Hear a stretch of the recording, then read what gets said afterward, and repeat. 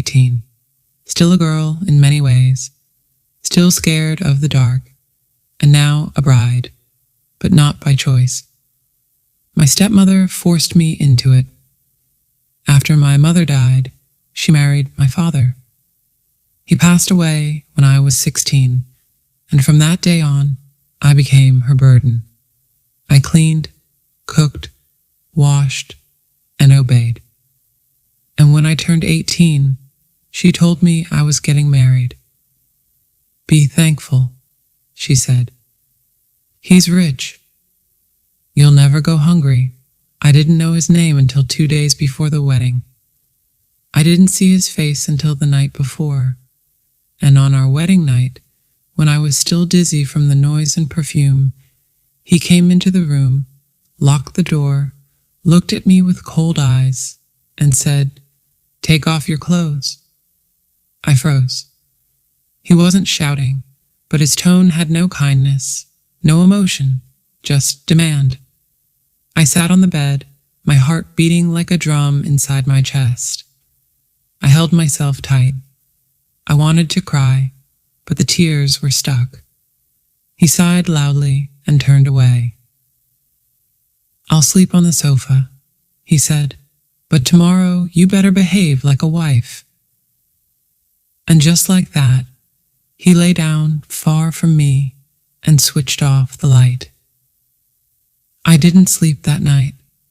I stared at the ceiling, my hands clutching the fabric of my wedding dress. I felt cold, empty, like something had been stolen from me. My childhood, my freedom, my voice. His name was Adrian. He was 29, a successful businessman. My stepmother said he wanted a simple, obedient village girl who wouldn't question him. That's why she gave him me. He didn't touch me. Not on the first night, not on the second, not for a whole week. But he didn't talk to me either. He came home late, ate silently, and slept on the sofa. Sometimes he would glance at me with tired eyes, but never with warmth. I felt invisible. And yet I was expected to serve him, cook for him, wash his clothes, clean the house, be a wife. But I didn't feel like a wife. I felt like a prisoner. One night, I was cleaning the kitchen when I accidentally dropped a glass. It shattered on the floor, cutting my finger. I gasped, and blood started dripping. I tried to hide it. I was used to hiding pain, but he walked in just then. He saw the blood and came forward. "What happened?" he asked, for the first time, like a real person. I broke a glass. "I'm sorry," he looked at my shaking hands, then at my face. He saw the tears I was trying to hold back. "You're hurt." I nodded. He gently took my hand and wrapped a cloth around it. I looked at him, confused. Why was he helping me now? "You should be careful," he said softly. "You can sit. I'll clean it."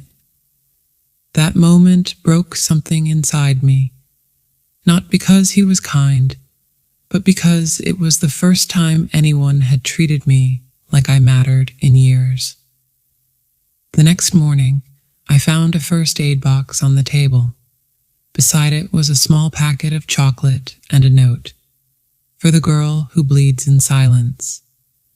It wasn't signed, but I knew it was him. And for the first time in many weeks, I smiled. One rainy evening, the lights went out. I lit a candle and made tea. He came home soaked, looking tired. I gave him a towel and a cup.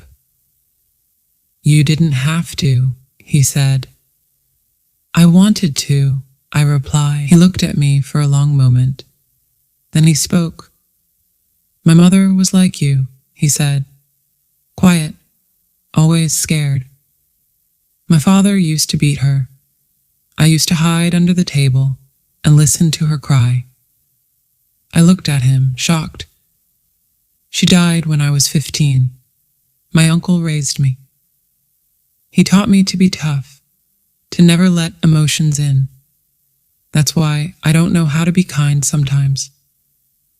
My eyes filled with tears. You're not unkind, I whispered. He looked away. I thought marrying a quiet girl would make things easier. But maybe I was wrong. You don't deserve to be scared. He started eating breakfast with me. He started asking me how my day was.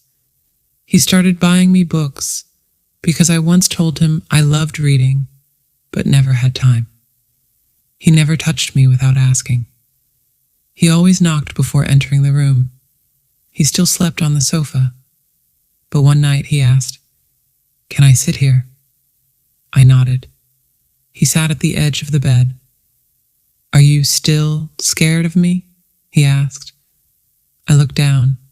"Not as much," I said quietly. He smiled. "That's a start." 2 months passed. One day I told him everything, about my stepmother, about how I begged not to marry, about how I cried the whole wedding night, about how I felt like I lost my voice. He didn't interrupt me. He just listened.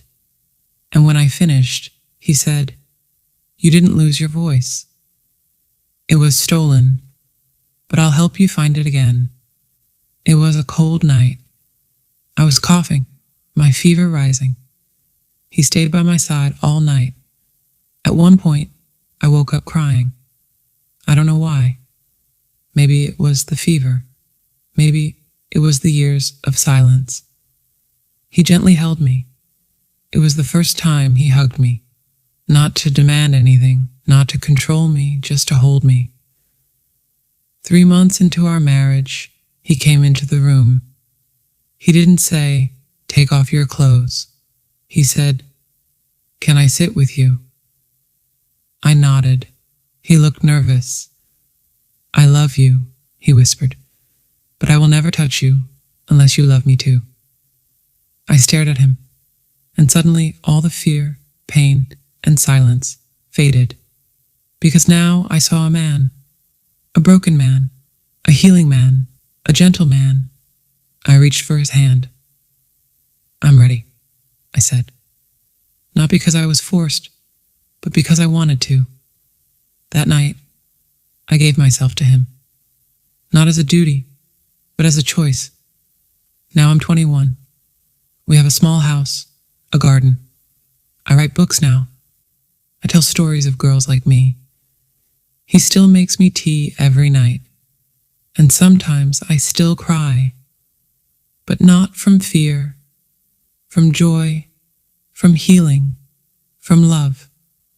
If you liked this story, please like, share, comment, and subscribe.